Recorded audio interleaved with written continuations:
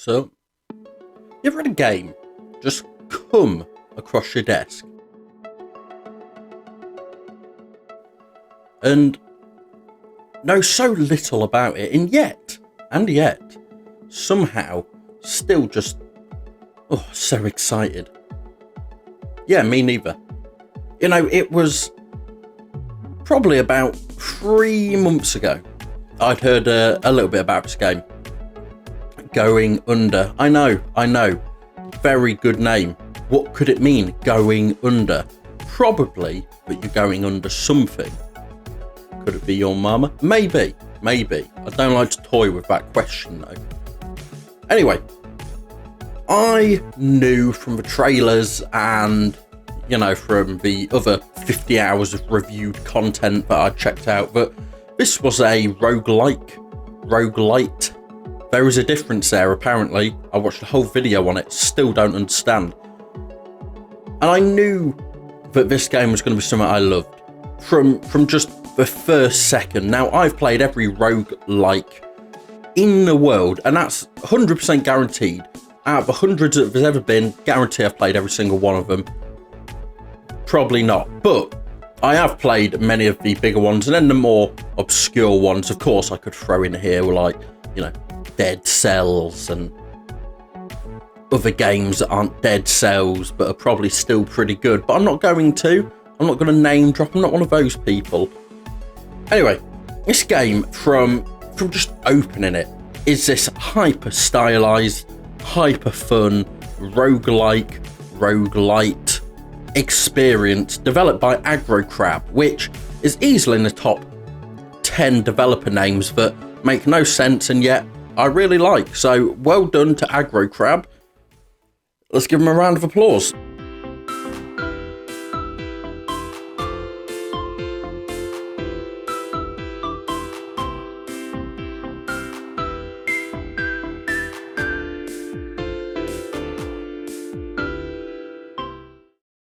Now look, straight up, if you're going for the Platinum, which is kind of what half this video is about, half it's about probably me just talking random rubbish about a game that I quite liked. Now, if you're going for a Platinum, do yourself a favour and right at the start, put on assist mode. Now, this gives you the option to have more health, so you can obviously take more damage, just more iframes, stuff like that, little tweaks so it can help. If you want to be a purist and just play the game as is, by all means do it. I did my first run with assist mode on, then I completed the game a second time without it on. I personally preferred it with it on. It's a more chill experience, less to concentrate on, and more of just kind of getting your head down and dealing with it. In terms of difficulty, it's straight up easy. Like it's a 2 out of 10 difficulty Platinum, and one of them out of 10s is purely because of the last little 2-hour grind you had to do at the end. But other than that, my God, it's easier than cooking an omelette with instructions. You know what I mean? You go downstairs, you get your eggs out, you crack them, you mix them, you throw them in the pan, boom, you've got an omelette. And then if you mess it up, it's great because you can just tell people who's trying to make scrambled egg and just mash it up to shit. So you're pretty much covered on all ends there. And like I say, 8 to 10 hours, like at most. I think I completed this and got the Platinum in 9-ish hours, but I can see how some people might not linger as much and some people might just like to experience more. So between 8 to 10 hours to get all trophies, experience everything the game has to offer overall. Now the game starts, boom, trophy, easy as that. Play a little bit more, boom, Platinum. Okay, maybe not quite, but it's pretty close. It's one of them classics of start the game, they'll give you a Platinum. Go to the bathroom and touch yourself for 5 minutes, boom, you get a Platinum. Wait, what? And there's technically 8 to maybe 9, maybe 10, if you want to be really pedantic about it, dungeons in the game. Some better than others, and I suppose we'll go over that now. So you start off at the Joblin dungeon, which is a pretty easy tutorial-like dungeon. It's almost like your first floor on any roguelike run. It gives you little tips and it helps you out and eases you into it, but you kind of want to get it over and done with, get on to the good stuff. You then move on to the Styx Coin dungeon, which is, it's my personal sort of hardest dungeon, but it's definitely not Bitcoin, okay? Definitely. And then you move on to the definitely not Tinder dungeon.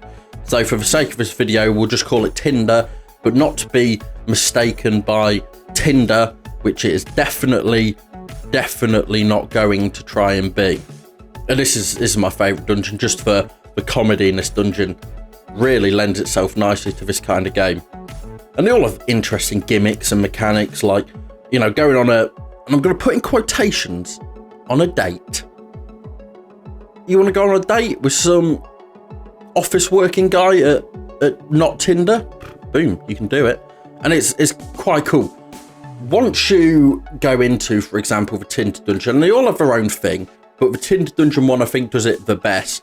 And you go in there and you can match or decline up to 3 times, and you can pick one of the enemies that it gives you the option of. And if you beat the enemy without taking more than, I think it's like 1 hit point, you basically become their boyfriend, girlfriend, slime blob friend. Yes, you'll find it out for yourself. There's a slime blob friend, and my god, he's the most beautiful little squidgy slime I ever did see. But it's just such an interesting mechanic, and it makes so much sense in that dungeon. Now, any other time, you know, if you want to play Dark Souls and they said to you, oh, you know, beat this guy without being hit once, you get a boyfriend, would it make sense? Absolutely not.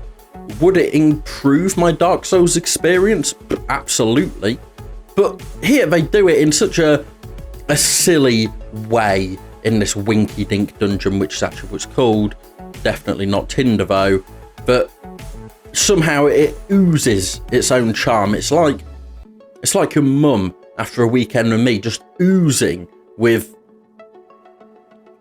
but easily the best character in this game. I just want to get this over and done with. I just want to say it to your faces. Easily the best character in this game is the shopkeeper for this Tinder dungeon. My god, she kind of thick. And if you even try and tell me that she isn't, then you need to get your eyes checked, because this girl floating there, I tell you, I spent more time than I should have in her shop. That's all I'm saying. I was going in with $0, dollars, whatever you want to call it, and I was coming out with a stiffy. I mean, that much I know. And after beating each of the bosses in each of the dungeons, you get a relic and a trophy for each. Nice and easy. And after collecting the relic from each dungeon, you get the harder version of the dungeon, I say it's harder because it's meant to be harder, and the bosses are definitely an improvement on difficulty. But the dungeons themselves, some of them I actually found easier, but you have things like, for example, the standard dungeon might go from having water to suddenly fire, or the Tinder dungeon might go from having fire to suddenly ice. It kind of inverts your expectations and does add certainly another level of replayability, even if you are essentially just doing a reskin dungeon with slightly different enemies with slightly different health bars. After beating all of these, on the harder version, you guessed it, you get another relic and another trophy to go along with it. I'm not going to give you the names of these because honestly, it's unmissable. That's why they call it an unmissable trophy. As long as you play through the game, boom, you get the trophies.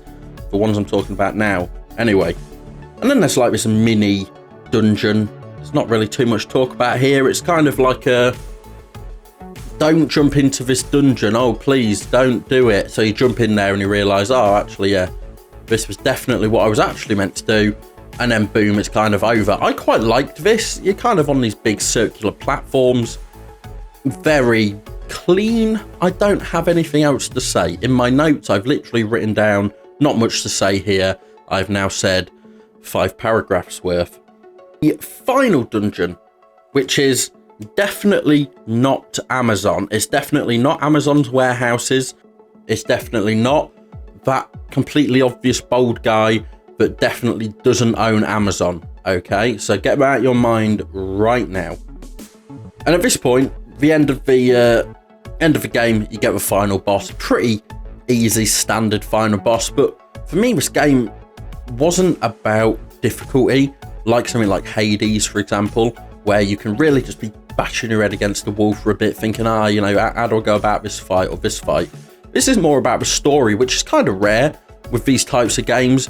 Rarely do we see in roguelike genre that experiences a story like this, where it is kind of a one and done story. Usually with Hades or Dead Cells, you unlock little bits of story each run. This does it different, and I appreciate them at least giving it a go. And now at this point, you'll have, after beating this final boss, all of the unmissable trophies, believe it or not. Again, they're unmissable for a reason. If you manage to miss an unmissable trophy, I suggest you get yourself locked up, because that is, I mean, that's Nancy behaviour if you ask me.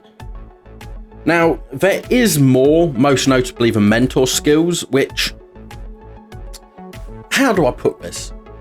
You imagine going to a cafe. You sit down at the cafe and you say, you know, hey up, I'll have a full English breakfast. And they say, okay, no problem. We'll give you a full English breakfast. But first, you have to go and make the sausages yourself. So you go out, you go down to a local farm, you slaughter a few pigs, you get the sausage casings, you make your sausages, you bring them back to the cafe, and they say, okay, we'll cook these sausages, but you have to go and make the bread yourself. So you go out and go to the local wheat mill, you make your bread, you let it rise, you cook it, you bring it back. At this point, it's been 3 or 4 weeks, and I don't know where I'm going with this, so I'm just going to cut it off there, like I do with my morning shits after my coffee. You basically just run errands for people. One guy might say, oh, I wanted to set some stuff on fire, and you're there going, you know, I've been waiting all my life for a moment like this. So you go in the dungeon, just set a few things on fire, boom, you upgrade to his next level. He might ask you to do something else that's pretty stupid. And you have like 5 or 6 of these guys to unlock all the skills with, and then you get essentially the master or mentor skills. So you get to use all of their previous mentor sort of upgrades and skills. These might be things like being able to steal an item from the shop, or, you know, unfortunately there is none for being able to woo and go on a real life date with the shopkeeper in the Tinder dungeon. I was gutted, so will you be, but we move. Once you've done all these respectively, you'll get a trophy for each. These, I'd say, probably the kind of most grindy if you leave them to the end. But if you're like me, I soon started the game, I saw there was stuff to do, so I did it on each run. By the end of the game, I had them all unlocked with time to spare. You know, it really just concentrate. If you see that you want to set stuff on fire, you know, don't feel bad. Don't feel bad that you're possibly setting alight someone's house and possessions. No, just realize you're doing it for a trophy, and so it's okay. And that's the motto I live by in life, actually. You can set things on fire as long as you get a reward. It's like an anti-fireman, as I like to see it. Now, there's also buyable skills like there is in many roguelikes, and this is easily the hardest trophy in the game. This is mainly because of the low credit earn rate. Credits are your currency, so within the actual dungeon you have cash, which can be used within the dungeon only to buy skills for that run.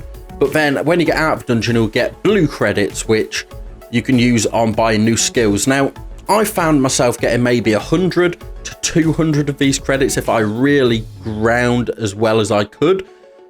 Each skill, certainly the later ones, are like 150 credits each, so you are going to be grinding a little bit. There's 99 skills in total. I unlocked around about half of these by doing the campaign to its fullest, and then after that it was just a grind for 2 hours, just running in, using the best skills and perks in order to get more of these coins or these credits, and then getting out there, buying 1, maybe 2 perks at a time. A little bit tedious, but, you know, it's nothing as trophy hunters haven't done before, and relatively, you know, 2 hours worth of grind for a platinum trophy isn't too bad. Isn't too bad at all. There were a couple of skills in here, now we're talking about it, that I thought were unnecessary. You know, for example, you might unlock a skill that lets you, I don't know, throw things with extra accuracy, but then there'd be another one that's throw things with 100% accuracy. Now, these aren't exactly what it was, but it was similar. So there was maybe 2 or 3 in there. I was like, well, I could just use the better version of this. But that being said, there was 97 more that were all unique and varied that I absolutely adored. So well done to, I don't know, Crab Team or whatever the developers are. Now, the last two trophies of note, and I say of note, the last two trophies, if you've done everything I've said so far, are for killing a box that is pretty much a box, but isn't really a box. So if you've ever played Dark Souls, we all know when you walk up to a chest that's sat there in an empty room, no enemies around, you don't just open that chest unless you want to die. You get your power hit ready, your heavy attack, and you smack that chest first, because there's every chance that that chest isn't really a chest and it's a mimic. Well, the same thing occurs here with a clear nod to Dark Souls, and we'll get on to the Easter eggs in a minute, because there's some chef's kiss Easter eggs in this video. But yeah, I didn't actually get one of these until the very last level before the boss fight, and I just happened to hit a box. Boom, the box turned out to not be a box, it turned out to be a big penis munching crate. You kill it, fairly simple, get a trophy. Some of you might, because I'm guessing it's RNG, well, I'm guessing, I know it's RNG, so a lot of you might get this in your first, second, third run. I obviously got a little bit unlucky and got it right at the end, but there's nothing wrong with that. Each to their own. And I can't control RNG, so please leave me alone. Stop asking. And then the final one, the most annoying that I found, was to kill a power loader. And a power loader is a certain type of enemy, big robot man enemy in a big robot suit. You have to kill him with a skill called Exit Strategist, and this basically deals damage when you roll undercover. And so you can basically roll between the big guy's legs, just like I do with your mother every Sunday. You can roll between his legs and deal damage to him. And the only reason this is so annoying is because I couldn't find it. You unlock it straight off, and in my entire run, I found it 3 times. 3. And in order to unlock a skill to be able to use immediately going into the dungeon and have it permanently, you have to have used it 3 times. So believe it or not, I had to do the whole 10 hours of just re-rolling every perk I could in hopes to get it. Luckily, I got it right at the end of unlocking my last skill, so I got fairly lucky there. But then after that, just start rolling like a madman, or a woman, because you play as a woman. Now at this point, you've got all the trophies. You'll be sat on your nice, cushy platinum trophy, but that does not mean this video is finished. Far from it. And when I say far, I mean a little bit from it. It's like 1 or 2 more things to talk about, but I do want to bring up the humour in this game. Ooh, golly, rarely do I see a game try and, get down with the kids and add humour in the way that this game does. Every conversation, every single one, had funny little tidbits in there, and I'm not going to show too much of it because I want you guys to experience it for yourselves, but some of the humour was so on the nose, it really did make me, have a little chuckle. Maybe not a full-on, burst of laughter, but it was more of a, that's pretty funny, that is. And then you've got stuff like the Easter eggs. Now, great Easter eggs in here, and I'm only going to note a couple, because again, I don't want to spoil it too much for people. Arguably, my favourite was the fact every time you kill a boss, the Dark Souls reference comes up of, enemy slain or enemy vanquished, whatever it is. I always, saw that as a fun little sort of nod to Dark Souls there. And then you've got the, I'm almost certain, is a reference to ukulele, the spiritual successor to, stuff like Donkey Kong on the Nintendo 64, collectathons, but it looks almost like Yuka out of Ukulele in the protagonist's room. Correct me if I'm wrong, but this is, it's got to be. You know what? Don't correct me. I know it is. Even if the developers come out and say it isn't, it is. I'm telling you now. And then there's the free DLC. I didn't really do too much of this. So free DLC basically adds a 10-stage dungeon, which kind of just goes through previous dungeons. You get, maybe bragging rights. You get a couple of trophies for it as well, but it's nothing that was too special. It certainly adds a level of replayability, because once you finish this game, you're not going to want to replay it over and over again, like, again, Dead Cells or Hades, but it adds enough, I think, to add a couple more hours of content there. You get to sort of fight your evil self, you know, definitely not seen that in any medium ever. But yeah, it's, you know, it's a fun time. It really is a fun time. And overall, this game, god damn, it was a good one. This game I would honestly put up with, not Dead Cells, because I didn't enjoy Dead Cells as much as other people did. I'm not saying it's a bad game, just something about it didn't click with me. And maybe not even Hades either. More like Enter the Gungeon, you know, where it's so on the nose with its naming and its comedy and some of the silliness that's in there, but also adds a little bit of story in there. I would rank this as probably my third favourite roguelike of all time. And I've played quite a few, so, you know, take that as a nod to go buy this game. That's all I have to say. Don't know how to end it. Catch you next time.